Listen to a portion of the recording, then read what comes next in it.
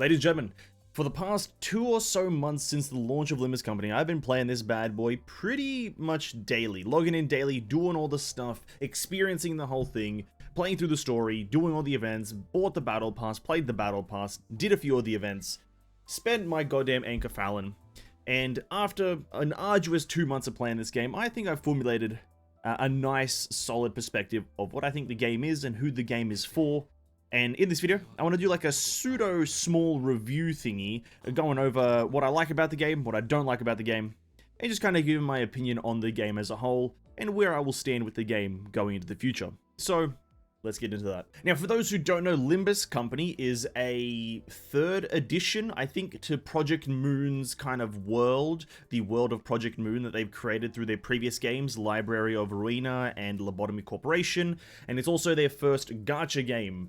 I believe the other 2 were not gacha games. The other 2 both have different gameplay styles completely. I think the other one of them was a deck builder, and the other one was a, like, Sims kind of esque thing. I can't quite recall how it plays, but regardless, Limbus Company is the 3rd edition, and this time it's a gacha game, and that's the reason I played it. Normally, I wouldn't play this type of game. It's very dark, it's very gruesome, and, you know, very literature-based, but I'll get into that in a second. I usually wouldn't play these, but I gave it a shot because it was recommended to me, and it was a great experience at the start, let me tell you that. I very much enjoyed playing through the story, albeit there's only 3 chapters available to the story, 4 or maybe 3.5 including Hell's Chicken, but 3 chapters to the story, and it has been like that since the launch, which is one of my points that I'll touch on a bit later. But there's we did the story at the start, had a good time, and progressed through the game. Now, I want to start off by saying that I think Limbus Company is a great game. I think it's very enjoyable if it is what you're looking for. But what is it that you can expect to get from Limbus Company? Well, I will say this as essentially a summary, a TLDR. I'll do a TLDR at the start right here. It's really, the gameplay is not why you're here. Really, the gameplay is not what you're here for. You're here for the story and kind of the literature references. And I'll get into that right now. This game is kind of heavily influenced by a lot of literature. A lot of the characters in the game, like if we go into the sinners here, Gregor is influenced by the Metamorphosis book. Otis is inspired by the Odyssey. And a bunch of these characters are inspired by a bunch of other things. One of my favorites being Mersault, who was inspired by that one guy who shot someone because the sun was in his eyes. I don't really know what that is referencing, but I like the fact that that happened because that's funny. But yeah, the game is very literature heavy, literature based. And if you're into that, if you're into this world and the cross references and the references to all these different things, you're gonna have a great time because that's where it's really strong right there. The main story and a lot of the side stories, as we've seen with Hell's Chicken, it's a very funny side story. It's very good, very high quality, and the game kind of knows what it's doing with that part. But where the game kind of falls apart, in my opinion, is the gameplay. I don't think the gameplay is, and the gameplay experience, I won't say just the gameplay, but the gameplay experience. The process of doing everything involved with the gameplay is counted in this experience. The actual value and the actual, what you are doing, and then the process of doing it. It's all up and down, here and there. Sometimes there's FPS issues using certain abilities, like connecting the tiles. You have maybe some FPS problems. At least I did. It's kind of crazy that happens, but sometimes it doesn't happen, so it's a bit confusing. And obviously, as I've harped on about it in before, when we were like looking at the game early on, and even after streaming it for about 2 months, RNG is a massive factor when going into this game. Now, a lot of people may deny that, like, oh, you can control it. RNG is still RNG. If there's a percentage involved, it's still chance whether you'll win or lose. The chances vary on, winning your dice roll. And for those who don't know the mechanic, every time 2 enemies clash, they roll coins or flip coins. If you land heads, you get a clash bonus. And if you roll tails, you don't get shit. And so, yeah, I'm not going to explain the gameplay, but there's a few nuances there. But regardless of the nuances, it's still an RNG-based gameplay. And so there's very little skill involved. And that is also another thing, is that there's not much actual skill involved in a lot of it. Not really even intellectual skill in terms of trying to figure out what count as what. Most of the time, there's a few units that you can just slap on if you do have them that will be good no matter where you are. Good examples of this are something like a Kurokumo Honglu or even Ting Tang Honglu, the one who grips Faust, W Corp Don Quixote, now 7-section Otis. There's a bunch of units that you can just kind of slap on and they'll be fine, like no matter where you put them. And so it kind of gives the idea of this is just not necessarily pay to win. I don't want to label it as a pay to win game because that's obviously not what it is. But once you get the characters, you don't really have to worry about a lot of the mechanics. Now, obviously, if you're trying to do some weird kind of like 100%, you know, best run, minimum time, you know, max rating, whatever, you may have to run some min-maxy teams. But generally speaking, getting very, very specific units can give you an incredible bonus without really any drawbacks. And yeah, it's something that you're gonna have to, if you want to get into the game, you'll have to really understand. There is no stats, there is no, you know, building of a character. There's nothing like that. There is just leveling them up to max level and thread spinning them, which is essentially ascending them, which is doable for free, essentially. That's the only thing you have to do in this game. And that, you know, that can sit well or bad with people. You know, if you're not into that, don't play the game. If you're into that, go for it. But it removes a lot of the kind of, let's say, personalization of a game or an account or a playstyle. You kind of just have a character and they exist in like a limbo, and it's kind of like, oh, okay, I just have them now. What do? Oh, I just put them in? Oh, fair enough. There's no kind of like back and forth between power levels and then getting a supreme character, or, you know, and supreme, I mean, just getting a character really, really powerful. There's nothing like that. And so that can kind of, it diminishes a bit of the gameplay experience, but obviously it's made up with a lot of the different things. Like you have 7 sin affinities, and you have 3 different weapon attack types, smash, slash, and pierce. And interchanging a lot of these things into, you know, getting the right combination against enemies may be the thing for you. But, you know, acknowledging that can be the thing for you, the next hurdle is the 2 different combat mechanics or styles. There are 2 different enemies that you can encounter in the game. Regular enemies, who you will encounter just by, you know, normal, and you'll have to do a weird kind of chain mechanic. Maybe I can jump into a stage here, but you'll have to chain link a bunch of your abilities to, you know, deal damage. You know, if we jump into a stage right here, let's jump into the Luxcavation. Doesn't really matter what we do, but you'll have to connect a lot of your abilities together to deal a sequence of damage, each ability being a thing for each character. And the really odd part about this one is that there is absolutely no control over which enemy or which character is attacking what, because it's all decided by who's the fastest. And the fastest character will attack the slowest character. So if we connect these links, you know, Otis will attack the first guy who was the slowest, and then Don Quixote will attack the next one, and then that one will attack the next one, and then the next one, and then the next one. And you don't really have any control because the speed of a character is also decided by RNG. And you see where I'm going with this, a lot of the stuff is decided by RNG. But this is one of the styles of gameplay, and then you start the battle, and the units will fight amongst themselves, doing one-by-one combat, yada yada yada. And yeah, it's a bit unreliable to do this method of combat, because, well, it's all RNG, it's all just based on, like, who's going faster, and sometimes the wrong unit is going first, and then you may have an ability overlap, or a discrepancy, or you want this ability here, that ability there, but you have no control over what goes where, and so that's the downside of this combat. The upside of this combat style is the fact that you now have an extension of how many abilities you cast. Up to a total of, what's it, 5 times 3, what's that, 15 abilities you can cast at a certain point. You have to wait, like, I don't know, how many turns is that? You have to wait like 10 turns or some crap like that. You have to wait a lot of turns. But essentially, after every turn ends, one character will get a bonus ability. As we can see here, Don Quixote has 2 extra abilities, or 1 extra ability down to a total of 2. And so that's the upside of this game mode, essentially, or this fighting style, that you'll get more abilities, but you have absolutely no control over where they go. The other style of gameplay is abnormalities, which gives you the freedom to put your abilities wherever you so desire. Obviously, the speed mechanic is still there, so even if you put a slow enemy against a faster enemy, the slower enemy, the slower ally rather, will be, you know, they'll be fucked. But you have the freedom to target your abilities wherever you so desire. If you want to put it there, go there. If you want to put it over here, go over there.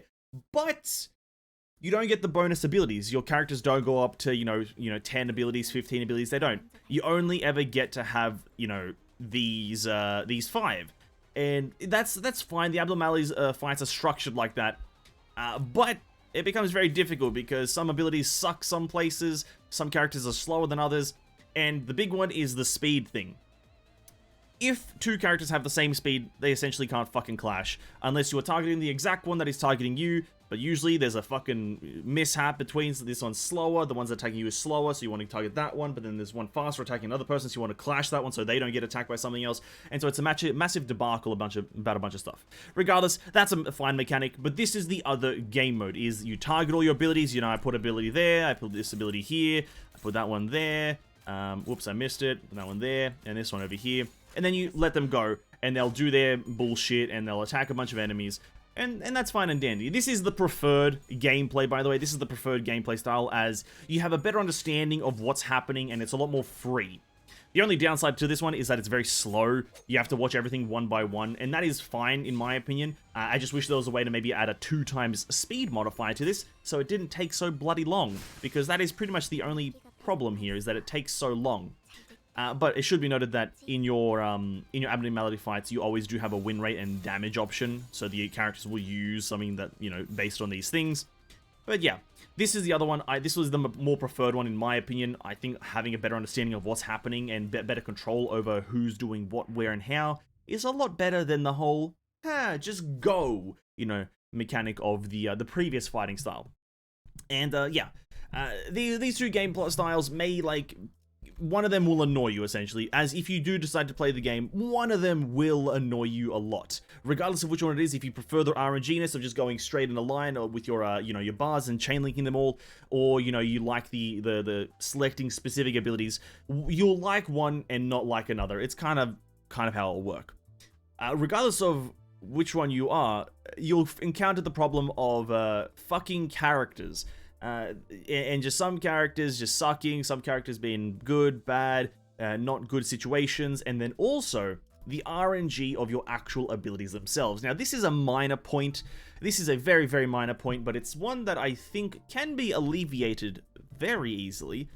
But every time you enter a stage, and we'll re-enter this one just for a quick showcase, whenever you start a turn, the abilities that you are given are decided by RNG to an extent. Let me clarify. Each character has a pool of 6 abilities. You have 3 tier 1 abilities, you have 2 tier 2 abilities, and you have 1 tier 3 ability. And we can find those by going and clicking on one of our characters, and you see here skill 1, skill 2, and skill 3. And to the right of their name, you have ×3, ×2, and ×1. Now, where the RNG comes in is that you essentially have a pool of abilities, and this is your first pool, which is your first 6. Now, how they appear is in 2, 2, 2, which makes sense, but you have the pool of your first abilities, and you have to essentially utilize all your first pool of abilities before you can go on to the next pool of abilities, which are obviously the same abilities, just it's the second set of them. This is not really necessarily a massive problem. Again, I don't want to make this a massive problem, but it's kind of annoying when you need one very specific ability to occur, but it's literally going to be the last one because you have to essentially utilize one ability at a time, unless you're obviously, you know, in this game mode where you can get more of them. You have to utilize one ability at a time in abnormality fights, and these ones you can utilize more later on. But yeah, it's a pretty tough thing when you need a very, very specific ability to appear, but it's just not appearing until the very end, and now a lot of things are messed up. You don't have certain stacks, you don't have certain bonuses, and this is especially difficult for characters like Don Quixote here, who works off of a charge mechanic. If you don't have a specific amount of charges to cast her for third ability, you just will not get the damage from it. You'll just get like half its damage. But if you then are in excess amount of charge, but then you don't have the purple ability appear, well then you just won't be able to utilize your charges. And this is a true thing for a lot of these characters that have certain buffs that they get through their skill 1, that they need to utilize their skill 3 for, but then skill 3 never appears until like 7 turns down the line, obviously a bit of exaggeration there. And then it's a massive kerfuffle. It's a small side note that I wanted to pick up, but it is one that you will notice a lot as you play the game, because it's very prominent in abnormality fights, which are a bit more of the primary game mode in events, as well as the more difficult content is the abnormality stuff. Yeah, this one you'll notice it there more because you can only use one ability of the character at a time, so it literally takes you 6 turns to cycle through one set of cards or one set of skills, which is pretty fucked. And now we've kind of been on a negative rant, right? This has been a negative kind of spiel of a lot of the stuff that I find very finicky with the game. But let's go into something more different. Let's go into the kind of like the stuff that you can do in the game. Well, you got a lot of things, kind of. the daily stuff that you have to do is very monotonous, but there is easy ways to skip it. Obviously, you have to do a lot of the content in the game. Essentially, you have to catch up to the main story right now to be able to do anything really. If you haven't done the main story, then that's mainly your primary focus. I wouldn't recommend doing many other things other than that. But you do have other options. You have Luxcavation, which is just your kind of daily grind. They added a skip mechanic, which is great. Nobody likes doing these, but you know, that's it's simple as that. There's nothing really else to it. Mirror dungeons, although very long and tedious, they're kind of okay. You used to have to do 5 of them, now you have to do 3 of them. They're kind of monotonous and boring, but it is what it is. You know, it's a weekly thing, so you can bust them out all in one day, or you can spread them across like the whole 7 days. And then you have a few limited time things. You have the Refraction Railway, which was one of the first pseudo events. It's not really an event. I think it's like a recurring event that will happen at a very specific period every single time. And this was fun. It's a, you know, it's a little thing. I'm not going to harp on about this one, but the one I want to talk about mainly is the first event for the game, which was Hell's Chicken, the first major event for Limbus Company. And the reason I want to talk about this one is because it's an actual event, not necessarily kind of like this, you know, on and off kind of constantly repeating thing.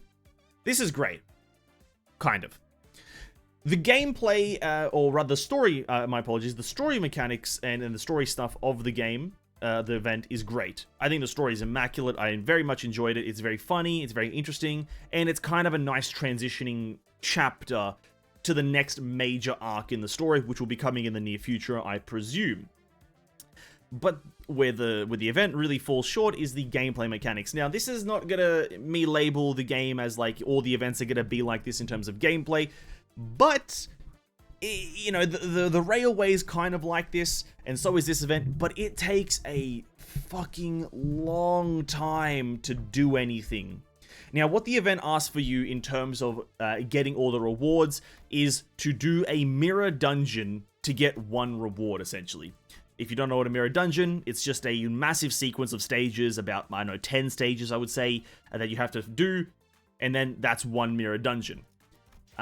And you have to do like about, I don't know, 30 mirror dungeons. There's a bunch of rewards here, and you have to do a bunch of mirror dungeons. Now, it's nothing really bad if you really enjoy the game, but if you're just playing this game as like just a normal person, really, asking a person to do 30, 18, 20 mirror dungeons within a time is kind of an egregious amount of things to do. For the rewards to not be that great, to be quite fair, you don't get that great rewards. I don't want to be that guy who says it's not great, but you're not getting anything like actually noteworthy. You're getting maybe some few limited time egos and a limited time ID, but other than that, you're not getting anything to really blow your socks off. And so the story's great, but you know, the gameplay, if this is going to set like a foundation for the future gameplay, I'm not overly excited about doing any of the events in this bad boy, right? I'm not overly excited about any of the events. And so that's just, I wanted to touch on that very quickly because Hell's Chicken was very hyped up and I was very excited about this one, but the gameplay really fell short, and I'm most likely not going to sit here doing about 30 mirror dungeons. Obviously, there is a way to speed it up. If you have the limited time things that are currently available, you can get a bonus of these bungee things, but even with 3 out of 4 of the bungee things, it still takes a fucking long time, as I'm only getting like 140 to 160 per run, and you need a total of 6,000 to get all the rewards. Now, let me tell you this, 6,000 divided by 160 is a lot. I just want to touch upon the event because it was hyped up, but it was kind of fell short in my opinion, apart from the story, which was incredible. Now, I don't think I've touched upon everything, and I don't think everything needs to be touched upon. I think the game, the rest of the stuff that I haven't really mentioned is fine. I think a lot of the, you know, the gacha is fine. The percentages aren't egregiously low, so it's, you know, it's quite enjoyable. The dispense mechanic lets you get older stuff or current stuff, you know, at the cost of shards that you get from just rolling, and you can kind of like get these through other means, like the chests. The theater mechanic lets you replay story stuff and like different like story tidbits and points and like stuff about certain characters, so that's really cool. There's just a bunch of cool stuff that you can really just do, and a lot of stuff that I haven't touched upon is very good. The energy is fine. They changed a lot of the energy stuff, you know, everything that, again, I'll just reiterate, everything that I haven't touched upon is great, and that's why I'm not touching upon it, because it's fine. Everything else is good. Great. The battle pass is actually quite worth it. Good. I've covered everything that I wanted to cover, and that's kind of my little rant review of this game. It's really cool. And the final thing that I want to say, if you've just skipped to the end to really hear the TLDR, I guess, is this. if you're here for the story, you're gonna have a good time. But do know that if you are here for the story, you're gonna have to also invest in a lot of the gameplay. It's not one of these things that the gameplay is separate from the story. You're gonna have to invest in both if you want the story. Whether how much you have to invest, time, money, whatever the fuck, that's kind of like up to what you want. But it's you're gonna have to invest in both. But the story is worth it if you like this kind of dark, grimy, gruesome, bloody, kind of literature-based story where a lot of the characters are funny, quippy, as well as based on some sort of past kind of literature-written stuff. I'm not a literature kind of guy, you may be able to tell. I don't read. But yeah, if you're into that, you're gonna have a great time with the game. But if you're not, if you're looking for a bit more of just a video game, like a game, like a game where you play games and have a game, probably not for you, right? I wouldn't recommend this to a lot of people who are asking just for games. So yeah, that's pretty much my review of this game. Comment in the comment section below if you like hate my review of it, or if you like the review of it. Regardless of it is, the game is a game, and it's probably going to be relatively successful, as Project Moon PM do have quite a I don't want to say fanatical, but they do have quite the loyal community who is very excited about the game and what they have to offer, as their past products are very well reviewed. So this one might end out as a banger, but we'll have to wait and see in the future. But for now, this is probably going to be my last time really paying attention to the game. And I will say that my experience with the game, after about 2 months of playing it, has been pretty positive. Very much enjoyed it, but there has been ups and downs. But with that said, thank you so much for watching. If you enjoyed the video, like and sub, I guess, and comment what you thought about Limbus Company if you did play it. And if you want to play it, tell me down in the comments if you will. And yeah, have a great day. Catch you guys in the next video. Peace out.